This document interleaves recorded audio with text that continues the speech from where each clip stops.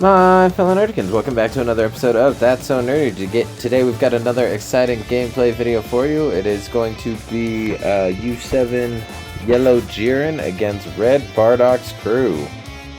Tommy's got the first turn. He won the die roll. He's going to tap one and play Borgos to draw a card, and then pass turn.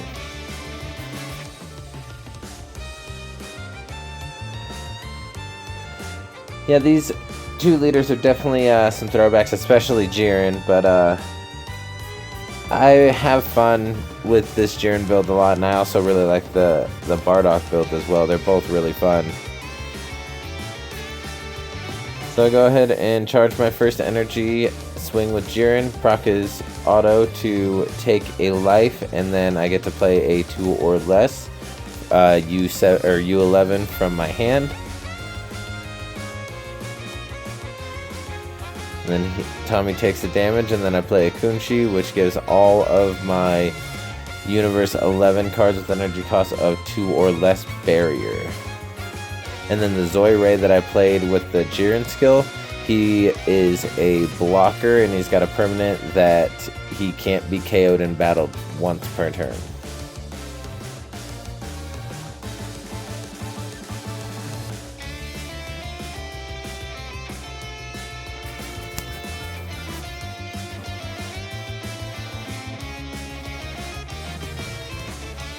It goes ahead and charges a Tora, because as we can see, he has another Tora right there in his hand. All the Tora is really good for is bringing back the 5 drop from your drop area if it gets KO'd. So with the Fasha, he top searches for the Pride of a Low-Class Warrior.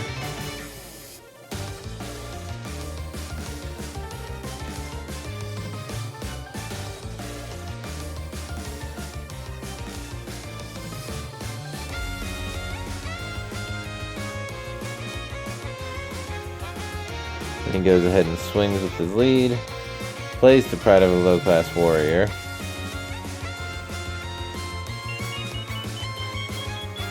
And then awakens, because he does have 3 Saiyans on the board, and that actually makes his leader a double striker, so I take 2 double strike, or take 2 damage right there, so now I'm down to 5.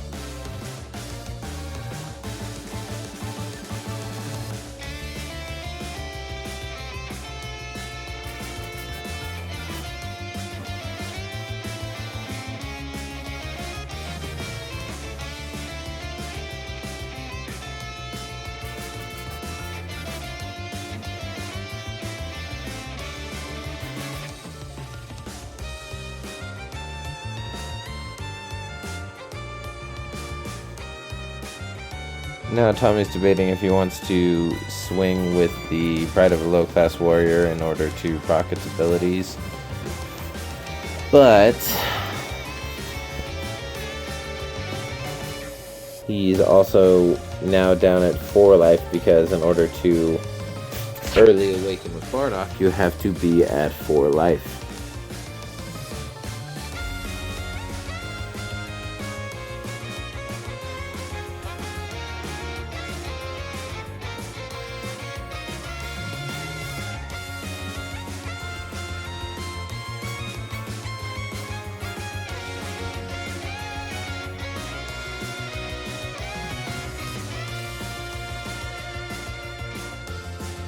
So he decides to swing with the Fasha.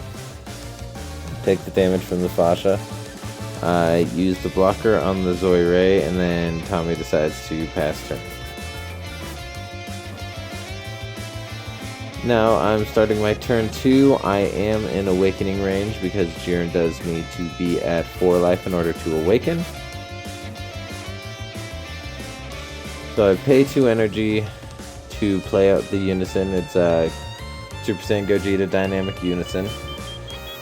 I played this Unison in this deck because I really like its defensive capabilities, because if all of your energy is tapped out, your leader gets 5k. So a lot of times, like in yellow, you don't really want to tap out. You want to kind of steer away from it. In this deck, it's not a super big deal to actually tap out.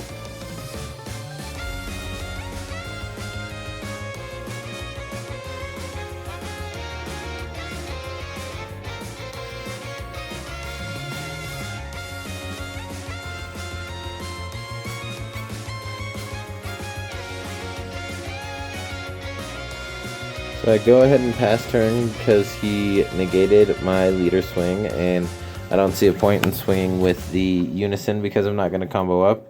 So I just went ahead and passed turn.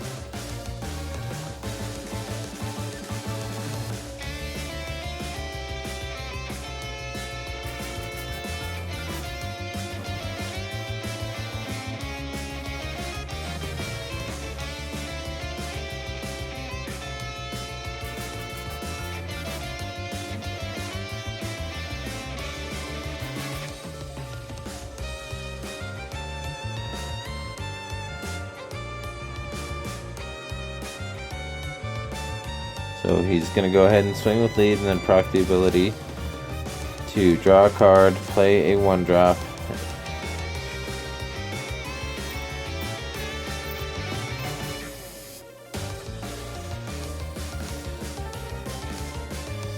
So I use Power of Super Saiyan to go ahead and tap down Shugesh because Shugesh, since he does meet Bond, is a double striker. And then it looks like I'm using my super combo to go ahead and combo out of that 15k double strike swing from the leader. Goes ahead and swings with Fasha.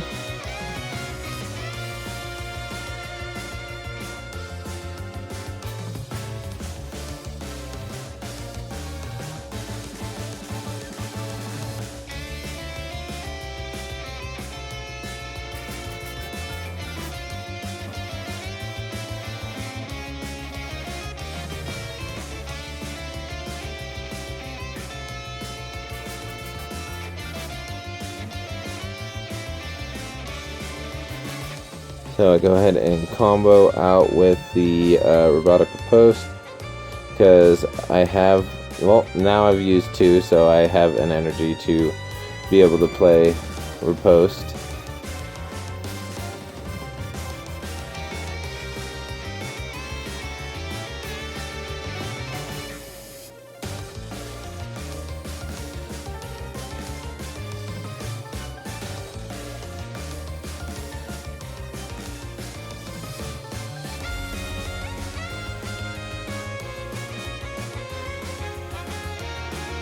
He tries to play another Shugesh, and then I remind him that Shugesh has a unique, so he actually can't play Shugesh.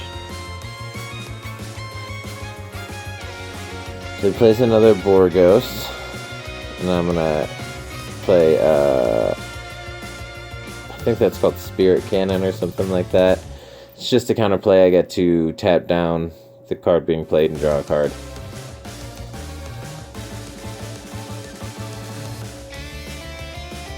It also has an activate battle where during your turn you can give your leader or Unison, maybe not the Unison, I think it might be leader or battle cards, but you can give them plus 10k for the turn. So go ahead and pay 1 to play a Vuon. He's just a little 4k blocker, either 4k or 5k. But since I still have that Kunchi on the board, then he does indeed have Barrier, since he is just a 1-drop. So I swing with my leader at his lead, draw the card, do the activate battle to, or the auto, excuse me, not the activate battle, the auto to give it plus 5k as well. And then he uses his super combo to combo out.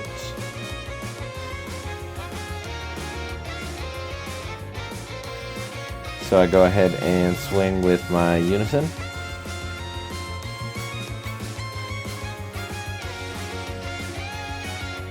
And looking back, I was thinking maybe I should start clearing his board, but I do know that this deck is capable of just like repopulating his board really easily. So I decided to lean on more of the defensive capabilities of Jiren to try and get me through this match. Did it work? We'll see.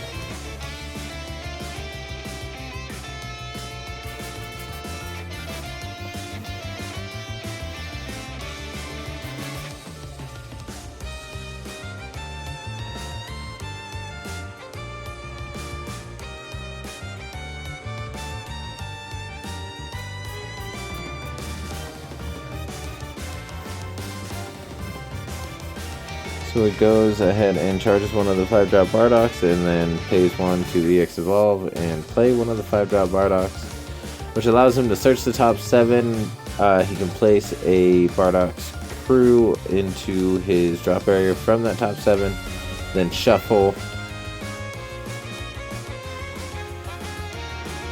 And he chose this Pride of a Low-Class Warrior because it was the only one that he could choose.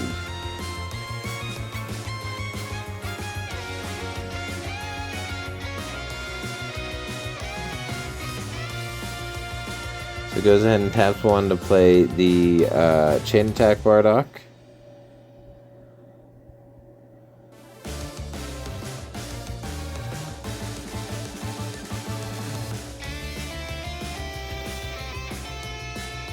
Then he goes ahead and plays his strats and gives everything barrier. I'm pretty sure I missed the trigger here, but with the Gogeta Unison, if my opponent plays an extra card, I get to add a marker to my Unison. And I believe I've already missed that trigger once. Yeah, I did miss it once with the Awaken, or what's it called? Unending Awakening. So it goes ahead and swings with the Bardock.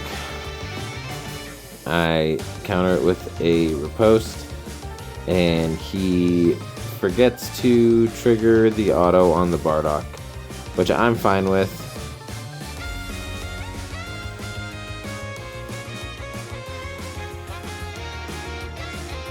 And then he swings for 15 double and taps down 4 Ghosts.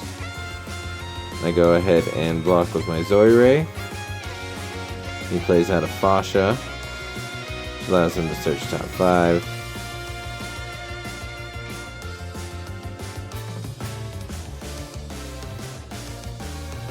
Chooses the Crit Bardock.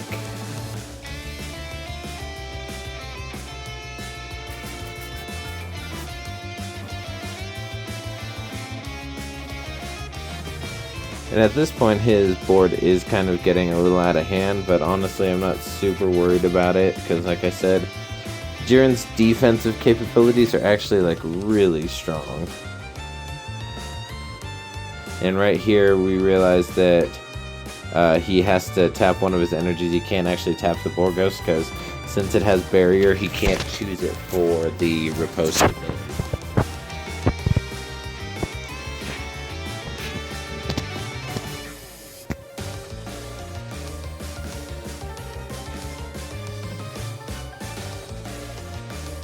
So here he swings with the 5-drop Bardock, and since Fasha was played after the strats, he's going to go ahead and tap down the Fasha, and then he's going to play the Pride of a Low-Class Warrior from his drop area.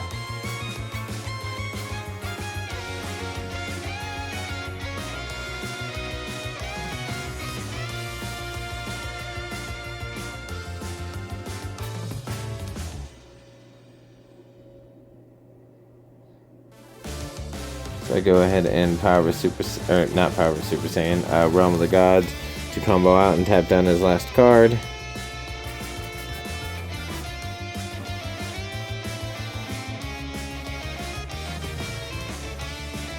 Choose to add a marker. And I'm not gonna pitch any cards, so I don't draw any cards. And then I swing at lead for 15k, draw, make it a 20k. He goes ahead and takes that damage. And then I swing at his leader with my Unison. He combos out of that with the Crit Bardock and chooses to send it directly to drop instead. Then I swing with the riposte, and he takes the damage, and then I have to end my turn because I don't really have any more aggression that I can apply on this turn. And Tommy with 8 battle cards on board right now is looking pretty scary, but with the fact that all my little guys have barrier, and I've got my leader's ability to stop him from dealing damage to me as long as I have a U11 and play in my battle area, I'm not super worried about it, because I also have some more defensive pieces in my hand currently. So he goes ahead and plays out the Unison for the deck, which the +1 allows him to search his deck for a 1-drop, place it into his drop area, then shuffle his deck, draw a card. And then the -1, or is it a -2? I think it's a -2, but he gets to give all of his Red Saiyan battle cards plus 5k for the turn, and draw a card. Really, really good piece for this deck. Obviously the deck that it was meant for.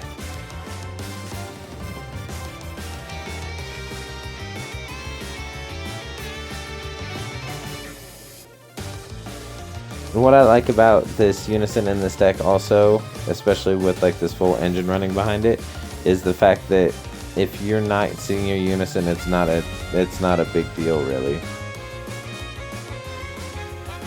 You're still able to do everything that like your deck really wants to do, even if you don't see your Unison. Your Unison just makes it a little bit more consistent.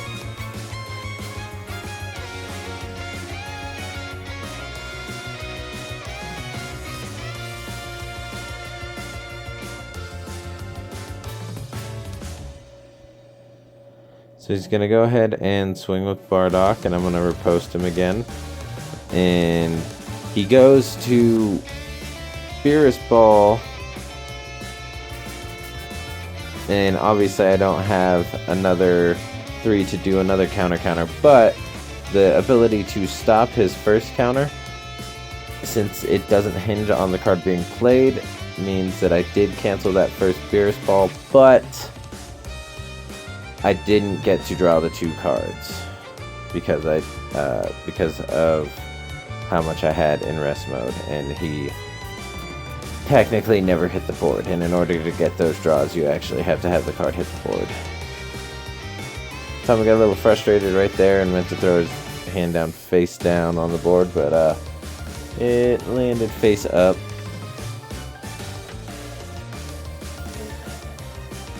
Luckily I wasn't really paying that much attention to what was outside of my hand, so I didn't really see what was going on.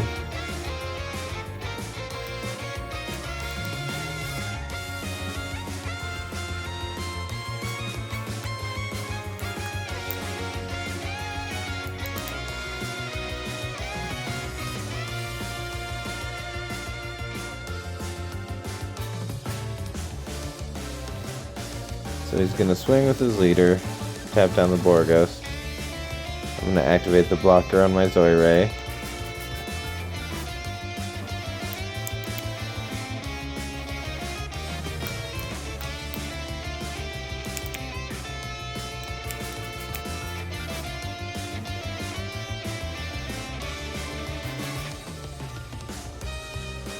Going to swing with the critical Bardock.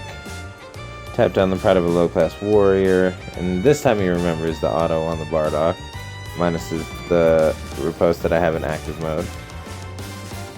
Which is smart, because it's also depriving me of combo power, so I'm not going to be able to Z-charge as much.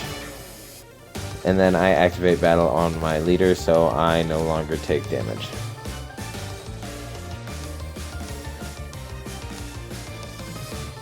Especially since he doesn't really have a way to deal with my little barrier guys on the board.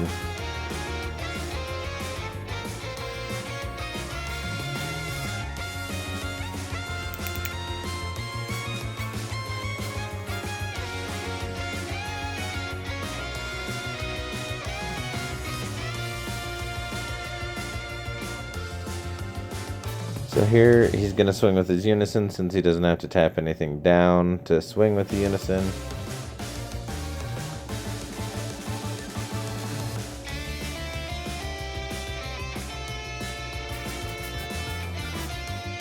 Oh, that's the spot where he meant to put his cards down, face down.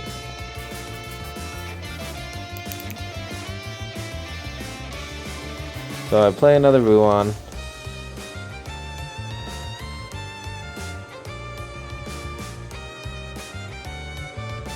Then I play the casserole, which allows me to search top 5.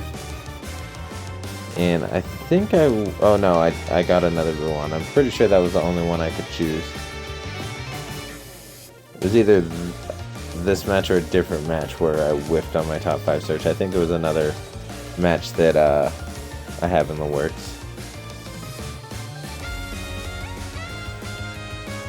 So I tap 1 to play another Ruan.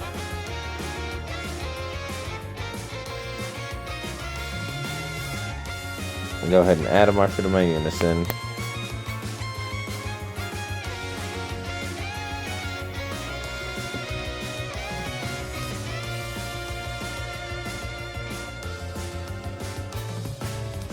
Swing at his 5-drop Bardock with my leader, draw a card, and then my leader gets plus 5k, and I combo with my Riposte that's on the board. He decides to combo off his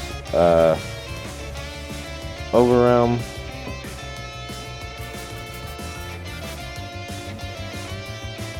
And then I swing at lead for 15. And unfortunately, that forces me to pass my turn because I don't have any more pressure that I can apply.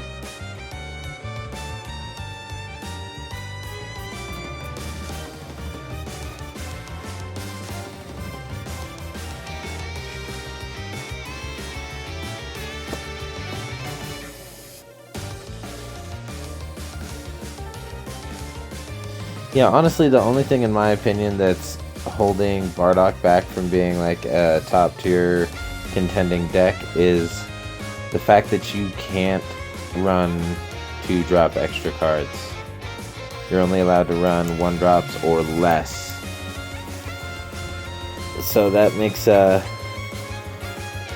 a lot harder to find some really good defensive pieces because you don't have access to the blocker negates, you don't have access to Familial Bonds, which would really help this deck. You don't have access to Denial of Hope. You don't have access to Omen of Awakening. You're just really limited. But in the build that is in this current build, I think it's really good.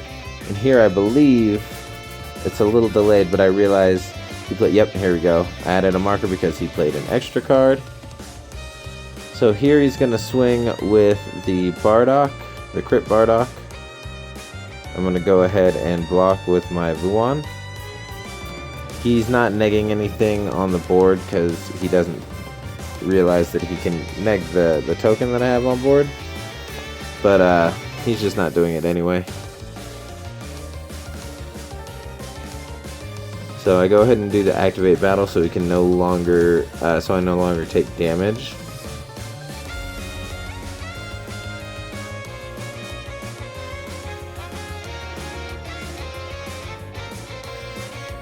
So now he starts swinging into my Unison.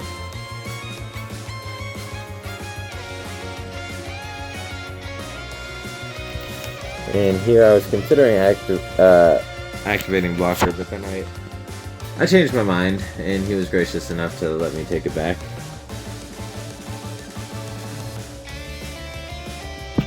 So he goes ahead and plays the Borgos out from the drop areas so he can draw a card, and then he gives the Borgos and the Fascia plus 5k.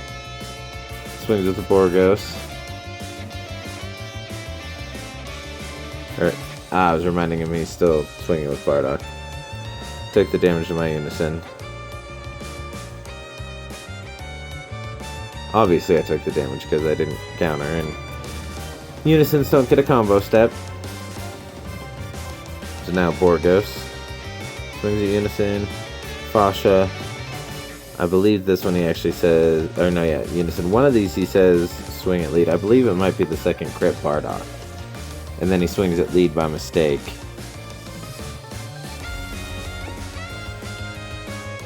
Yep, right there. And then he goes to double strike at my unison, and that's when I decide to activate the blocker. Then he swings 4, goes into my unison again. Double strike into my unison, and then I sacrifice a Ruon.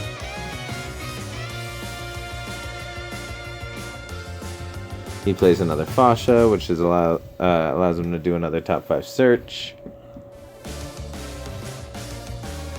Pulls out a unison.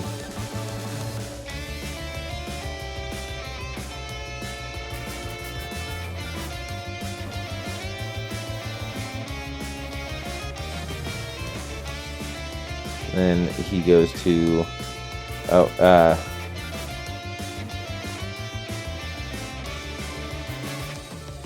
yeah, it goes a swing with Fasha at my unison. I let it go through.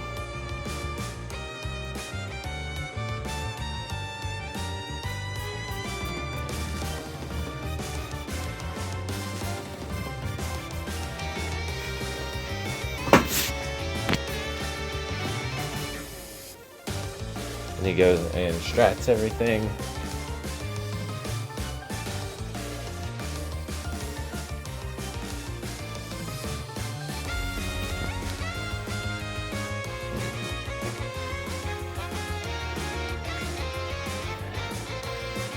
And honestly, that strat's really changed a lot, because I was going to play out my 10-drop Jiren, which would have KO'd all of those battle cards except for the 5-drop Bardock. But since he did that, I had to make a choice. So what I did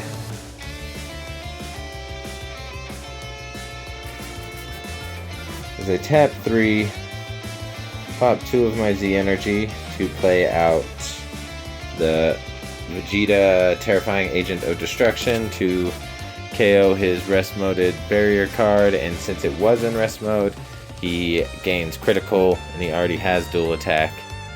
And then I start swinging, and I believe he just accepts his fate.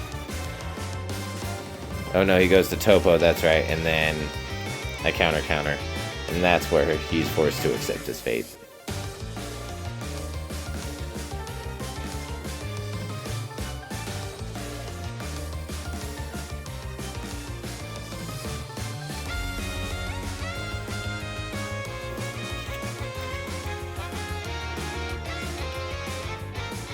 So yeah, here I'm dumping hand, just making sure that, you know, the deed is done. Putting on a good show for the camera. But if y'all like what you saw, go ahead and smash that like button, comment, and subscribe. Any feedback is always greatly appreciated. Plus, I do have more gameplay videos coming up. I have a gameplay video of the new Majin Vegeta deck that I'm very excited to bring to the channel. I also have my build for Supreme Kai's Time. And then I believe I do have a third one. Another video with Tax Jita. That's what it is. That's right. So keep an eye open for those, and then as well as the video of the deck profile of the winning deck from this video as per usual. So like I said before, if y'all like the content, just smash that like button, comment, and subscribe. Every little bit helps. And then y'all have a good night and just stay nerdy.